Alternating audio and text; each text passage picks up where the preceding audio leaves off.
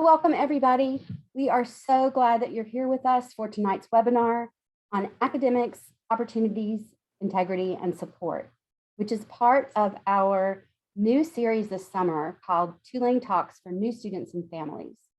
So I'm Penny Wyatt. I'm the Director of Parent Programs within the Division of Student Affairs, and I'll be moderating the webinar. This series of webinar topics has been designed to introduce both students and their families to some key elements of the Tulane experience and what our values are and what kinds of support and resources and programs we offer. And we're hoping that this will guide some conversations that you will have before your student even arrives in August. We really are hoping to help you all get in the right mindset and kind of prepare both intellectually and emotionally for this new experience. And we do think that having some of those conversations this summer will really help launch your student into the university life in a more positive way and promote a smoother transition into our community. So I am very happy to introduce my wonderful colleagues who will be the speakers tonight. The first is Lee Skinner, who is the Dean of Newcomb-Tulane College, and she is a professor as well of Spanish and Portuguese in the School of Liberal Arts. I'll let you see all of their names here. And Lee, I'm not sure if you kind of waved to let them know, put that face with the name. And so that is Dean Skinner. And next is Kelly Grant, who is the Senior Associate Dean of Student Success and Strategic Initiatives in Newcomb-Tulane College. And she is also a professor of practice in the A.B. Freeman School of Business. And then we have Celeste, who is another Senior Associate Dean of Academic Affairs for Newcomb-Tulane College. And she's a professor of political science in the School of Liberal Arts. So I am now going to turn things over to Dean Skinner, and I'll join you again at the end when we get to the Q&A section. Great. Thank you, Penny. And thanks everybody for joining us this evening so we can spend some time together. I think probably the number one question that I hear from parents and from new students is, what is Newcomb-Tulane College? What's it for, and what's its role in my life here at Tulane? Well, Newcomb-Tulane College is really the home and the foundation of the undergraduate academic experience. All of our undergraduates are admitted to Newcomb-Tulane College and will graduate from the college. So we house them academically and intellectually over the course of their time at Tulane, regardless of what their school or major is. I'm going to talk a bit generally about what the mission and philosophy of the college is, and my colleagues will go into more detail about the different programs and ways that we support students and offer them academic resources and enrichment opportunities. Our mission at the college is to foster intellectual curiosity, to foster a sense of belonging, to a commitment to equity, and a diversity of thought and experience that transcends the discipline. And we do this in order to shape undergraduates into multifaceted and ethical leaders who have a meaningful impact in the world and in their communities. This is a fantastic role for us, I believe, in guiding the Tulane undergraduate experience. We do this in a variety of ways. Probably first and foremost is that the college is responsible for the core curriculum. This is the set of general education requirements which all of our undergraduates complete, again, regardless of what their school or major is. So this is really the unifying factor in their academic experience here at Tulane. And the Newcomb-Tulane College faculty have determined that these areas are the essential components. And that's what makes a Tulanean a Tulanean. The core curriculum is really the core academic foundation that undergirds the academic experience of every single student here. And that's housed within the college. We oversee, regulate, and monitor it. And along the way, the college helps every student chart their own academic pathway. Because they are admitted to the college and not to an individual school, they have a lot of freedom and opportunities to make choices over the course of their time here. So as we know, with great power comes great responsibility. So not only do they get to make choices, but they have to make choices.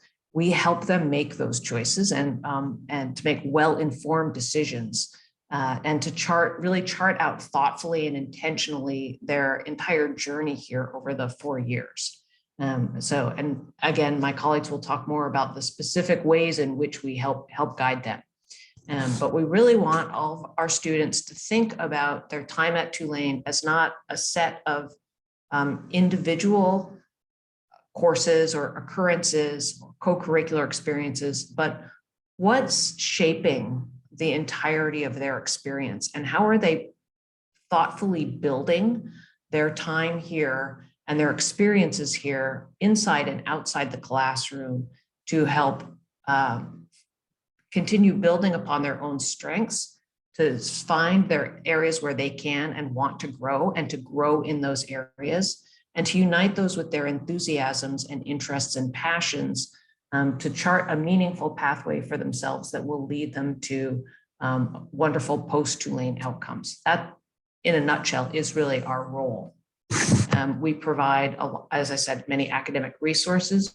We play, importantly, a crucial role in connecting our students early and often with the faculty and helping them develop those mentoring relationships, which are going to be so meaningful to students during their time here and long after they leave as well. We're here to support our students and also to help them set ambitious goals for themselves, to set challenges for themselves and meet those challenges. And we, in these ways, also the college supports our couple of the Tulane core values, especially knowledge for good and uncommon innovation, as we sponsor student undergraduate research, working with faculty, and exploring our curriculum widely in diverse and exciting ways. As I wrap up here, I do want to highlight one area that I don't know that Deans Grant or Slay might necessarily address, which is career services. That's also housed within the college. It's never too early for students to start meeting with a career counselor. And like our academic advisors, our career coaches also help students think about their Tulane experience as a whole, to think about where they want to end up and how they're going to get to that outcome. Again, we really want students to think about all these areas in their experiences here and to build a path through Tulane that helps them develop into eventually successful graduates of the institution, and ones who we know will have a lifelong love of Tulane. So I'm going to turn it over now to my colleague, Dean Kelly Grant. Thank you, Dean Skinner. It's great to be here this evening with all of the incoming students and parents. So welcome to Tulane. That's the first thing I want to tell you. I'm Kelly Grant and I work in Newcomb-Tulane College. I've been at Tulane for about 22 years. And my area of focus is really student support and success. And I'm going to talk today about the first year experience, but my area actually supports students all the way through their 4-year journey at Tulane. The first year experience is really important. We're really welcoming students into the university, which is far different than the high school that they probably attended. We're actually a community of intellectuals. We'd like to think of ourselves that way, with a focus on research, elite research that's done in our many centers, both on our uptown campus and our downtown campus. And we're also focused on helping form global citizens, students that will graduate from Tulane and go out into the world and make a difference. And so the first year experience is really about that transition. How do you go from being a high school student with a highly structured schedule where you're in your 4 or 5 classes a day and you have assigned breaks, and perhaps an assigned guidance counselor and faculty that you see every day, to a much less structured academic experience, but a much more rich intellectual community where you can have formal and informal conversations about really big topics and really big issues that are going on globally anywhere on the campus. How can students structure their time so that they can take full advantage of that? and not miss anything? And how can they structure their time so that they can really manage the new challenges before them in the classroom? So what we try to do very early is introduce students to the resource of the faculty. In their first year, it's important to us that they have as much contact with faculty members as possible so that they can start exploring things like the things they're interested in, majors, perhaps a minor, and even have conversations about where a major will take them in their career. So the first thing in the first year experience is really faculty connections, and we do that in a few ways. First of all, they had the opportunity through CAST to hear from faculty panels and to connect with faculty members through the registration process that they had before they arrive on campus. Once they get to campus, we have an extensive orientation that starts as soon as they move on campus, and that also includes conversations with faculty members. They participate in our reading project discussion, so I encourage all the students that are listening right now to read your books, and any parents as well. If you want to form a book club around the topic, it's a really good experience. But our faculty members lead those discussions during orientation. And then there's ongoing events and conversations that happen through the fall semester around the theme of the book. We also have faculty members meet their students for the first time in their freshman seminar. So their first year seminar meeting happens during orientation. And that first year seminar professor can be such a huge resource for first year students. They're teaching on a discipline topic, one that your student has chosen, but they're also talking to students about what it's like to be a student on a college campus. Our first year faculty are all trained in resources on campus that are available. So if a student listening now or a parent knows that maybe their student needs to reach out to some resources, that first year faculty member can be a wonderful contact for them. And we really find that that first year seminar helps students understand how to engage in their other classes, how to take advantage of things like professors' office hours. I know that when I'm teaching, I often tell my students, you don't write, you don't call, you don't come and visit me. It's one of the most important things that students can do is take advantage of the times that students or that faculty make themselves available in their offices for student questions. And so that first year seminar hopes to impart some of those really good practices. We also have other things for students to meet each other that might be interested in a particular topic or an idea. Mondays at Mussifer, which is the hall that I'm in right now, is sponsored by our first year experience team. It often includes a lot of giveaways. There's usually t-shirts, there's cups, there's pizza, there's cupcakes, things to entice students to come, but with the overall goal of having students talk with each other, talk with other students who might not be in their classes or might not be living in their residence hall, but might have a common interest around an academic path. And so we encourage those conversations as often as we can. We also have faculty members that are available outside the classroom in our residential faculty mentors. So in every single first year residence hall, we have 3 or in some cases 4 residential faculty mentors who are available for informal conversations in the residence halls. They sponsor programs. They too give away a lot of food and things like that. But they really want students to just stop by, and they might not be a faculty member that's related to a student's intended major, but they might be someone who can be a resource down the line.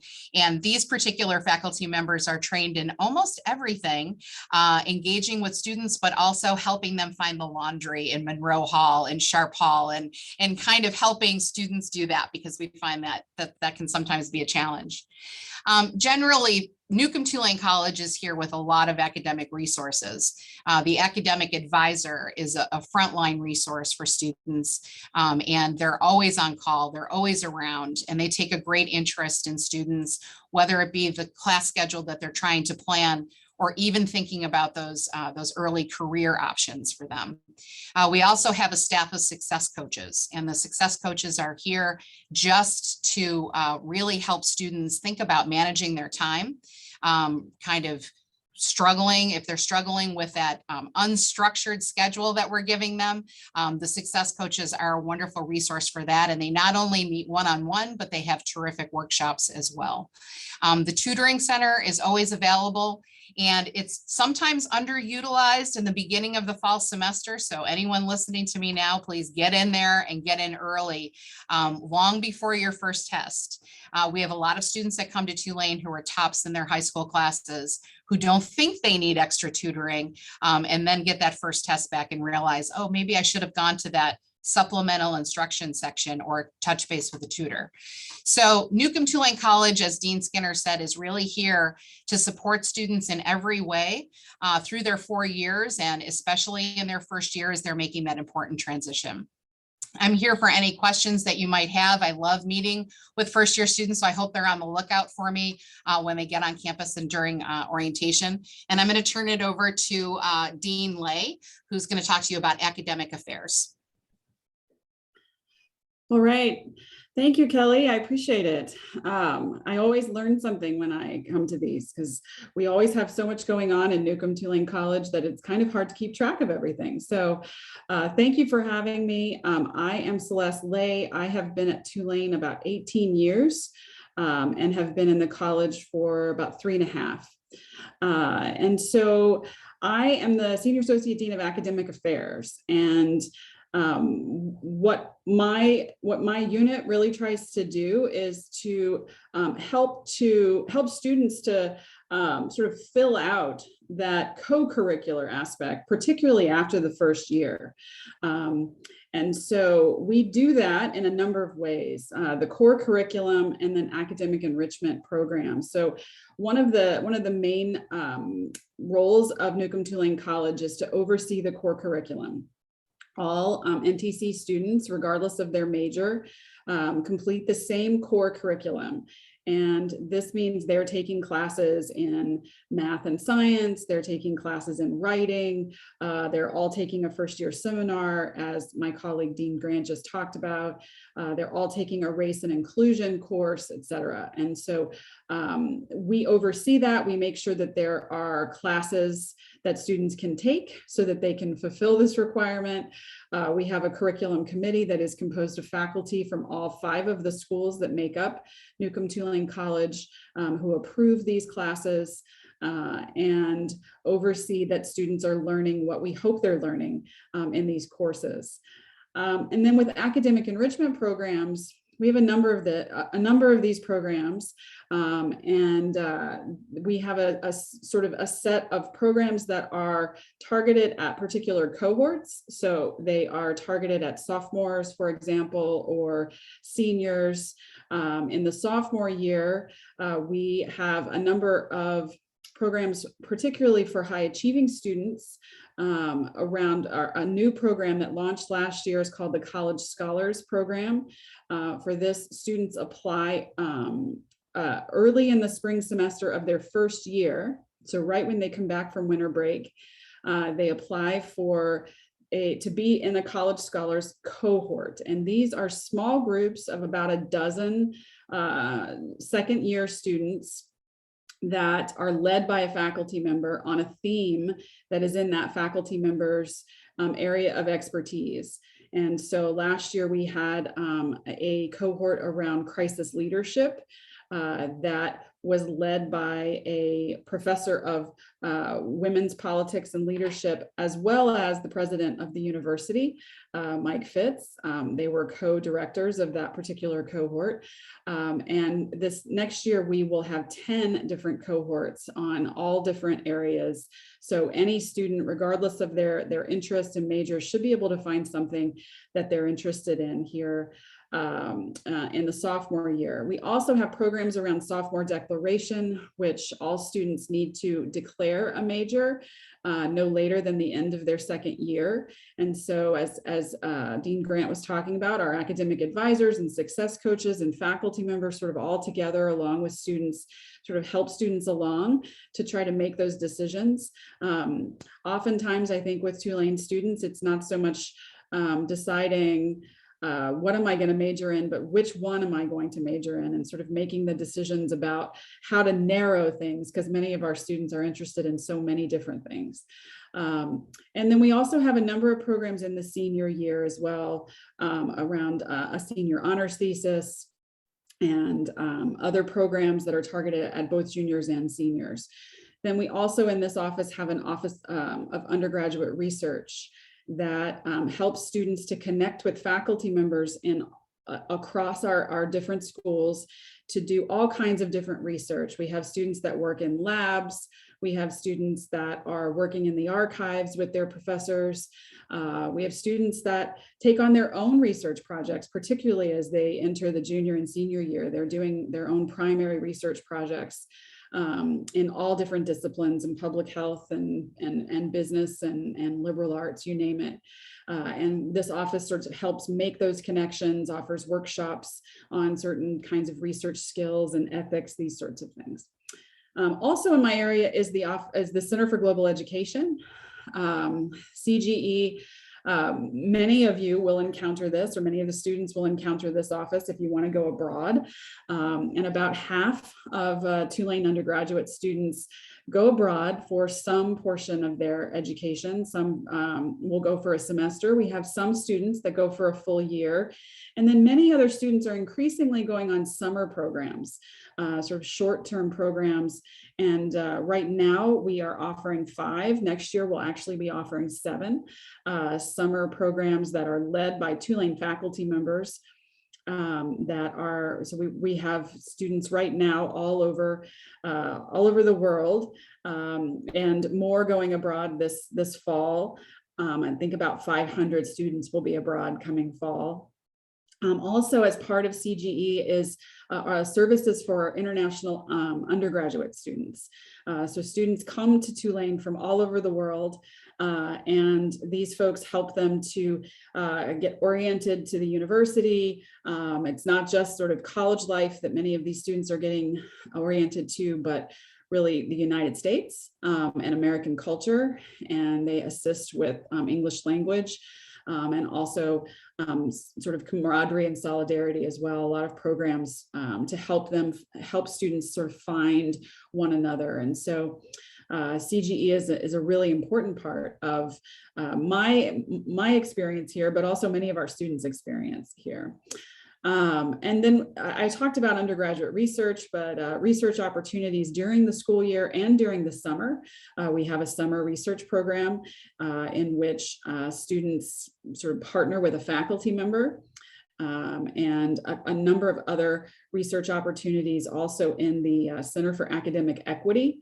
CAE is a part of academic affairs, and that center really tries to assist students from historically marginalized groups at campuses like Tulane to both in terms of academic support as well as academic enrichment opportunities, and research opportunities are a very big part of this. We also have a fairly new office of fellowship advising. They have been here for about a year, this team, and they're small but mighty, and they assist students who want to apply for prestigious, nationally competitive scholarships and fellowships. And so these are some of the more familiar ones like Rhodes and Marshall and Truman. And Fulbright, of course, being able to do a Fulbright anywhere in the world. But also there are some opportunities that are specific for certain majors or for students interested in certain areas. And some are actually not just postgraduate, but awards that you can win while you're an undergraduate student. And so we are very excited. We've had a good year. We have a student that just won a UDAL scholarship, which is a highly competitive scholarship for students that are interested in the environment. And he will be a senior next year. So he is a current student who won that award. And our fellowship advisors will, sit with students from there, and they want to get you early. So this is something you can do in your first year here, and just go and learn about them. If you're like I didn't know what any of these scholarships were, and that's perfectly okay if you've never heard of any of these before. There are opportunities across the board for students, and we are eager to work with you to make these opportunities real. And then the last part that I'll talk about as part of academic affairs is something that is less fun to talk about, but is very, very important in terms of our values and who we are. And that is academic integrity. The Office of Academic Integrity in Newcomb-Tulane College is the office that manages the academic misconduct process. And so students do sometimes make mistakes. They will make mistakes oftentimes when they become very, very stressed and pressured, when they feel like they have, sometimes waited till the last minute to start studying or start writing that paper, and then sometimes make some poor choices. And the goal of this office is not to punish students for their mistakes, although that is part of the process, is sort of accepting responsibility and taking ownership of these decisions, but is really to help students learn from their mistakes, and to learn why they made that choice and how they can avoid making that choice and make a different choice in the future. And so, we want to work with students, and we also welcome students to serve on our honor board. So students sometimes have some experience with this in high school, but even if you don't, the academic integrity process is made up of committees of both faculty and students together who make these decisions. And so we need students, including first-year students, who are interested in serving in this capacity, to hear these cases and decide with their students and faculty, their fellow students and their faculty, what should happen. And we will train you and work with you on this. So with that, I will stop talking. I'll turn it back over to Penny. And then I look forward to your questions about any of this or anything else that we haven't addressed here. Thank you. Thank you so much. So we already have one question, but I'll tell all of you now is the time to start typing in your questions, and we'll take as many of those as we can. So our first question is, when should our student reach out to a career coach? I would love to answer that one. I would say as early as possible. Our career coaches love to see first-year students. Students can also take a class that we call CRDV, Career Development. We have special sections of this for first-year students about making decisions about your major and getting ready to apply for internships and thinking about potentially on-campus employment if students are interested in that. So there's a couple of different ways for students to engage with our Office of Career Services that are really productive for them early on and that help set them up for success. I would say with the career coach, it's the same as we were talking about the fellowships advising and academic advising. Early and often is great. So the next question is, when you say freshman seminar, is that the TIDES course? Yep, I can take that. So that is the TIDES course. So during registration this summer, students should have chosen a TIDES course that is either 1 credit or 1.5 credits and meets once a week with a faculty member on a particular subject. And we've got subjects that range, well, I think over 100 topics. So I hope that they've already found one. If they have any questions about that or need to revisit their choice at all, their academic advisor is available to help them with that. And Kelly, the other option is an honors colloquium that also serves as their first-year seminar, correct? Also a freshman considered a first-year seminar, yes, and that's specifically for our honor scholars.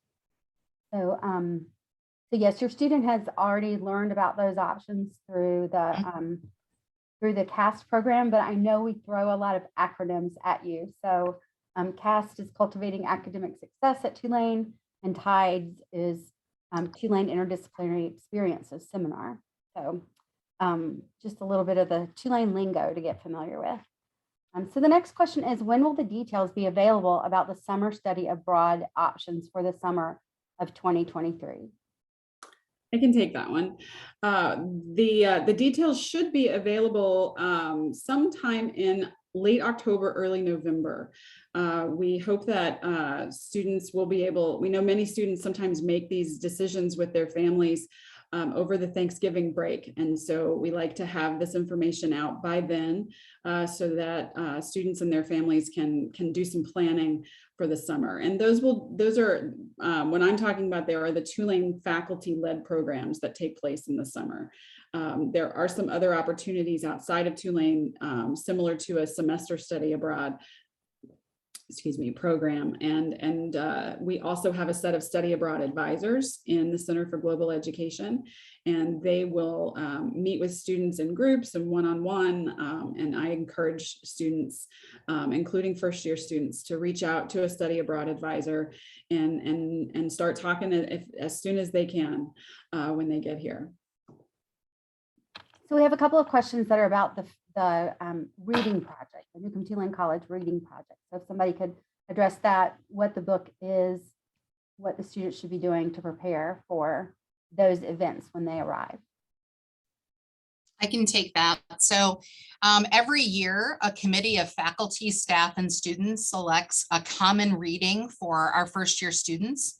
This year, it's called Parable of the Sower, and it is by the author Octavia Butler.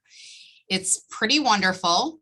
There's a lot of themes in it. I'm about 3/4 of the way through it myself. I'm not on the committee to select it, so I haven't read it yet, but I've been reading it every chance I get. The best thing that students can do is purchase the book. Information will go out really quickly about that. If you've not already received it, I'm kind of surprised that you haven't received information about it, but I'll make sure that that gets out. Students should start reading it and read it closely. The discussions that happen in orientation are with their fellow students and with faculty members. Before they arrive for orientation, there will be discussion questions that are sent out to students so that they can begin reflecting on the book and its themes and be prepared for those discussions. And they're usually robust. People have agreements and disagreements about themes and opinions about characters, and it really turns into a very lively event. And then later in the semester, we will have a speaker on campus who will talk about the book. We sometimes have faculty panels that pop up in pop-up events around campus on the themes, but it's really a great experience. And I find I've heard from students that they have met some of their friends through the discussion sessions because they've shared opinions, or they've been the person that they disagreed the most with, and then they end up being friends. So it's a really good opportunity to get to know your classmates and a faculty member. And I think that Dean Skinner just put somewhere the name of the book on a connection to the freshman reading project. So another question is the honors, it asks, is it that the honor students follow a different path after freshman year? For students who want to go abroad in their junior year, do they need to plan as early as their first year so they can graduate on time? Who would like to tackle that one? I can say a little about that. The Honors Scholars program is primarily a program in the first year. We do offer opportunities for high achieving students after the first year in the form of the College Scholars program I talked about, the sort of faculty-led small groups of students on a theme. That's something that students can apply for during their first year, but the program takes place during the second year. Also, undergraduate research really can happen at any time. I'm also a political science professor, and I have had students that have been first year students and all the way to seniors working on their own honors thesis projects. And so, I encourage students, if they know they're interested in research, to seek out some of those opportunities, either through what we call the Research Network.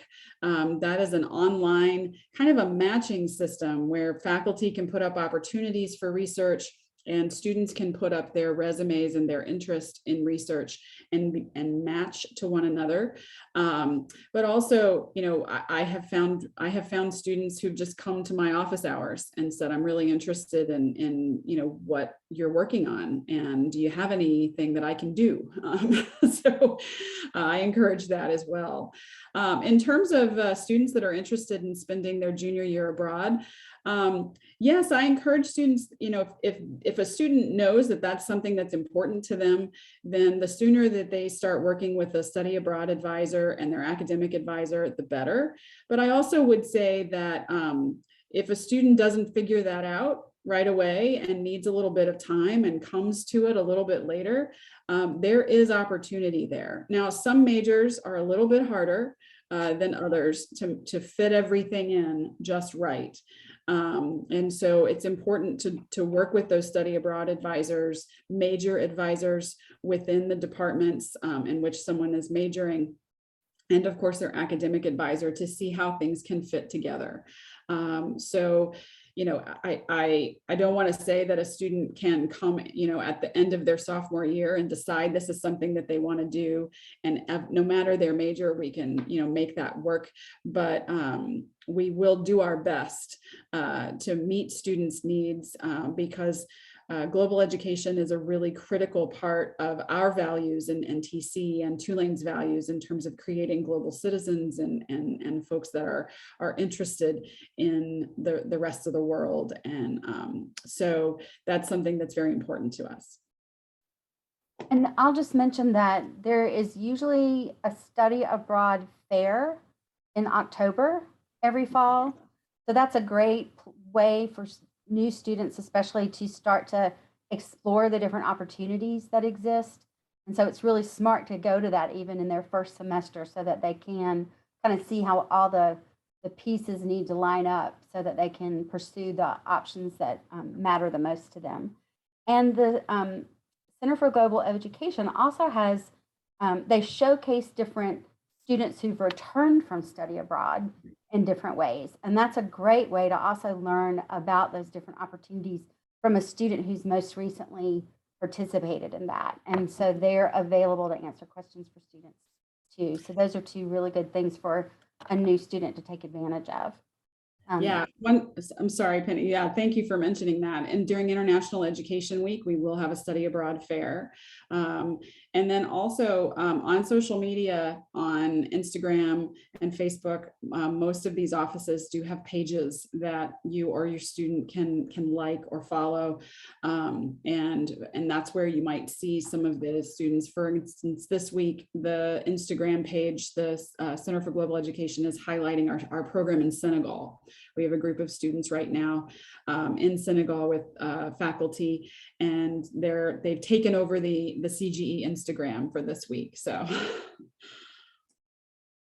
yeah, I've been living vicariously through those different weeks of studying abroad as the summer's gone on. It's been great to see their activities.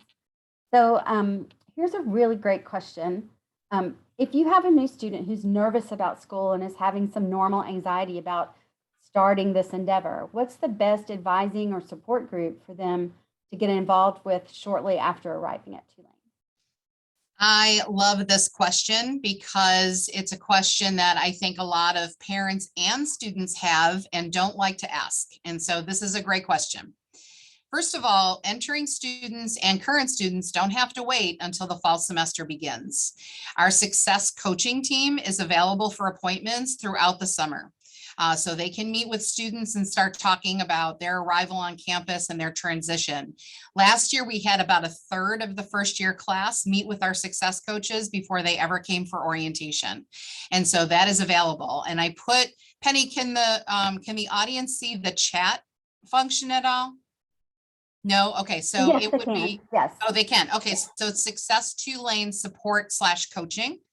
Once you get on campus, not only do you have success coaching, and you can continue to meet with your success coach through the fall and spring semester if you'd like to, but we also have a counseling center that offers some groups such as first year student transition group, and I highly encourage students to check that out.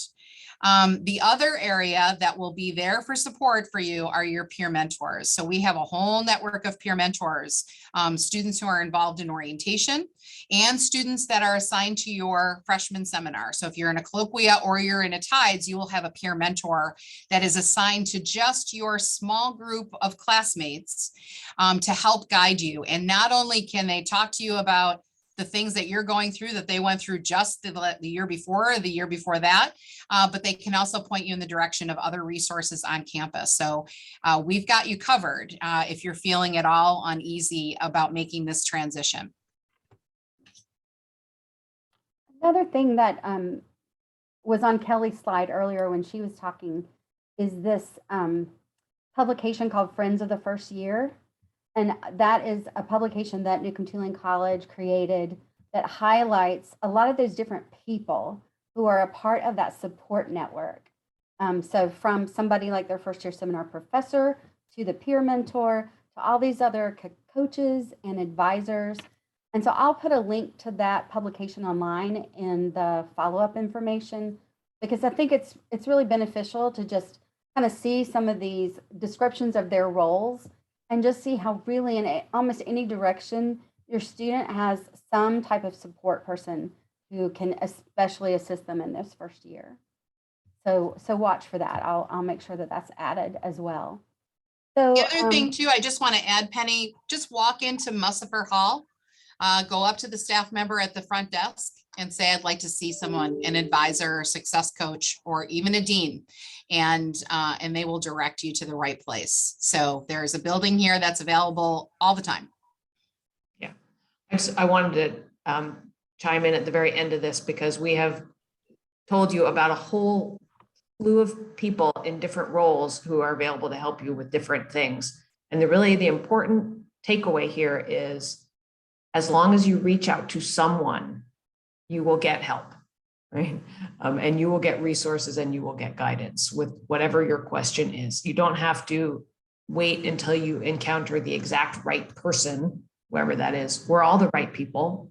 We all want to help you, and we will help connect you with somebody who can answer your question, help you, support you, give you resources, and point you to opportunities.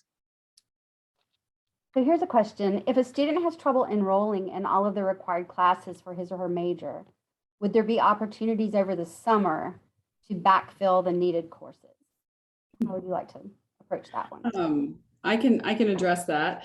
The answer is yes, probably. The NTC Summer School operates, right now we operate 3 different sessions. We have a session we call Maymester, which is an intensive 2-week session that begins right after spring exams end.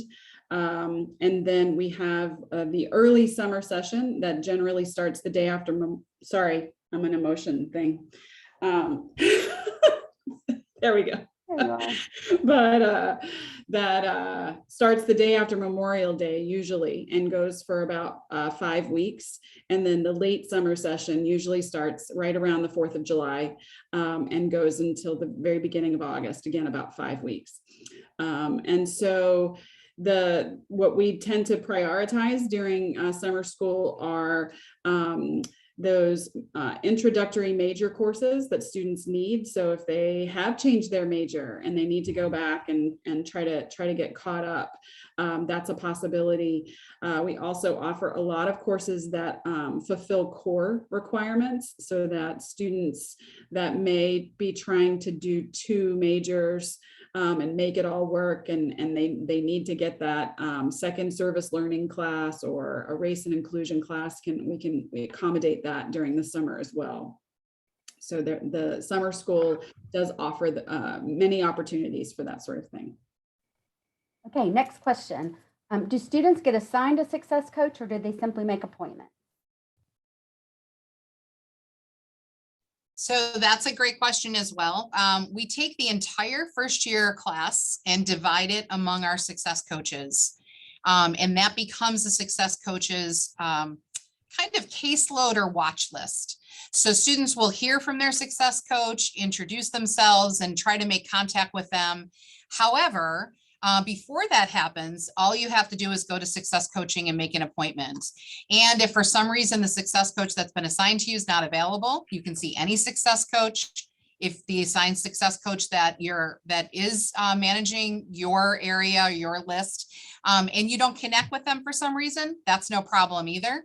We can reassign you easily. And we also have 5 peer success coaches. So we also have students who are trained in success coaching that students can connect with as well. And then I also saw, Penny, just a question above that. Is it important for my incoming Tulanean son to watch these webinars? These webinars are really a good reference for people, but your students are going to get all this information in various ways throughout the summer and throughout orientation. But it's always nice to double up if you want to. And I wanted to address the fact that we do want to share this information with parents now, so that as your student starts going through their experience, some of these things that they might talk about will kind of resonate with you. You'll remember some of this, this orientation that we've provided in some ways for parents through these webinars. But your students are going to be immersed in this, and they will they'll live here with these resources. They will be in this very rich environment with all of this around them. And so while they may not, they'll get exposed to it a lot in their first semester, but it'll all start to kind of build upon each other. And so they'll start to kind of track the things that are important to them. But we also are constantly doing awareness raising of all of these things, because we don't want someone to miss out on some of these great opportunities just because there's so much to kind of get adjusted to. So, so this is kind of this series of webinars is really to sort of lay some foundation, and the students will be here, day in, day out to build upon that. So another couple of questions are about academic advising. So there seems to be a counselor assigned for initial meeting for classes. And now that my student has a tentative major, there's a major advisor. Are students supposed to initiate meeting with their advisors or counselors, or how is that communication managed? So advisors in Newcomb-Tulane College are for students of all majors. And the advisors in Newcomb-Tulane College really help students manage their core curriculum scheduling, as well as how they go ahead through their majors in consultation with their major advisor, who can be a faculty member, or in some cases, we have professional major advisors in schools. The best way for a first-year student to navigate this system is to stick with their Newcomb-Tulane College advisor, talk with that advisor, and ask them when it's appropriate to see a major advisor and when it's appropriate to see a faculty advisor. Upperclassmen get a better feel for this as they move through their classes, but for first-year students, this is the perfect step to take, is reach out to your academic advisor. The academic advisor that they met with to set up their fall schedule will be their fall academic advisor. And so that person is available. They have posted appointments available all through the summer.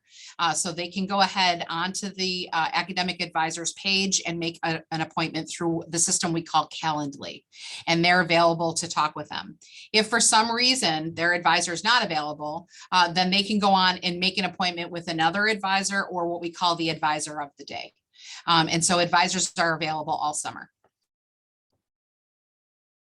So there was a question about, when we were talking about summer opportunities, about whether there is on-campus housing in the summer. And yes, there is. So our Housing and Residence Life Department does make that available, and usually in mid to late spring, they'll start promoting that and have information about which residence halls will be used and how students can apply for that. There are also a lot of students who sublet their off-campus apartments to students who are here for summer school. So there are 2 possibilities that way. And then one person asked if a student can take a class at a different university over the summer. So if somebody would like to talk to you, talk about transferring, credits from another school. Yes, and the answer is yes. You can take a class at a different university over the summer and transfer that in. There's a process for transferring the course in. It really depends on the course, and so if it is a core curriculum class. So if it fulfills, if the student is looking for this class to fulfill a writing requirement or what we call the global perspectives requirement, they would go through their academic advisor for that, and that their advisor would assist them to get that approved and counting for that core class. If it is a major requirement, then they'll go through their major department. So if they want to take, chemistry 101 at a different university, then they would go through their chemistry department major to get that course to count. And different majors sort of have different rules about that sort of thing. So there's no sort of, one answer for all of that. But again, I think the academic advisor really is the one-stop shop for a lot of these kinds of questions. And if they don't know the answer, which they often do, then they'll find out and get back to you. So Dean Skinner, would you like to address just sort of where we are at this point in June with CAST, and any final things you would want to say about helping students kind of understand this portion of the course registration process? So CAST is concluding, and students should have had the opportunity to meet with their advisor and to register for their courses. I know that there are some cases of students who weren't able to get every single class that they wanted or at the time that they want. There will be, I like to say, there will be movement over the summer and in the first 2 weeks of the semester. So students will have a chance to adjust their schedules. They can meet with their academic advisor again over the summer, which I recommend if they're thinking about changing their schedule, and talk about what strategically makes sense for them. People are going to move off of wait lists, for example. Returning students are also going to be changing their minds and changing their schedules. So there's still opportunities for people to get into the courses that they want. And I will say that there will be a lot of movement actually in the first 2 weeks of the semester. Students come to campus, they may realize that the 2 classes that they scheduled back to back are actually at opposite ends of the campus. There's just all kinds of factors that go into how students translate the schedule that they picked out from home, not really having experienced Tulane's campus to being here in person makes the way that you kind of navigate that schedule. They will hear about a great class that their friend is in that still has 6 spots open, and they'll be like, oh yeah, I want to take that one instead. There's lots of action, we'll say. And then we do give students the first 2 weeks of the semester to continue to add courses. Although we would really recommend that students try to finalize their schedule within the first couple of days of the semester. For one thing, it's much easier on their faculty. And as a faculty member myself, no way I would appreciate that. But again, students can talk to their academic advisors over the summer for all those conversations. Hope that answers the question. And it helps if they do that quickly so they don't get behind in the new class they want to join. Yes. So while they have 2 weeks, it's smart to do it within the first few days. Yeah. So we're going to wrap up soon. So I think that unless someone else has another really pressing question, we'll kind of wrap up. I do want parents to know that, I said that students will be immersed in this and they'll live with us and be surrounded by all of this wonderful information and resources and opportunities. For parents, we try to deliver things to you at strategic times and through ways that we know it makes it easy for you to access, like these webinars and articles in the parent e-newsletter. We will continue to have more webinars that will focus on some of these different opportunities and procedures. So while the summer has been a lot of procedural information, we'll kind of broaden out to some other things once the academic year gets underway. So we will most likely have a webinar that will focus on some career development topics. We will have something about study abroad opportunities. And if you are planning to come for a family weekend, we'll also have some panel presentations about study abroad and about summer program opportunities. as well as an opportunity to go to a panel that will feature some students who are a little bit further along in their Tulane career that we call Tulane to the Max. And so you'll get to see students who will tell you about the ways they have maximized those co-curricular and curricular opportunities to create their own path at Tulane. And so that is a program that's moderated by Dean Skinner and the Vice President for Student Affairs. So that is a way where you can see in action how somebody put these different pieces together. And we usually have at least 4 different students to just showcase a variety of ways that people have been able to do that. So I encourage you to just look for those in the future. So you are always welcome to send questions or comments to parents@tulane.edu. If you have further questions for any of the panelists, I can forward those to them. If you have feedback about this webinar, we would love to hear that. Or if you have suggestions for other webinar topics, then I'm very open to that. The things that you might see coming from parent programs may be things that someone suggested a few years ago. So we're always open to parents' input. So I just want to remind you to please continue to look for the e-newsletters that go to parents that are called Parents as Partners, and the ones that go to students this summer that are called the Navigator e-newsletter. And keep your eye on those different publications, as well as other emails that will go directly to the students. So please, please, parents, one of the things you can do to help us the most right now is to encourage your student to check their Tulane email very frequently, because they'll be getting a lot of information. So we really urge them to take responsibility for managing that. You can encourage, but we want them to do. So please check in every now and then and ask if they are keeping up with their Tulane emails and following through on that information. Please reach out if you have questions. We want you to get current, accurate information. And so we certainly want you to reach out to us if you feel like you're not sure what step to take next.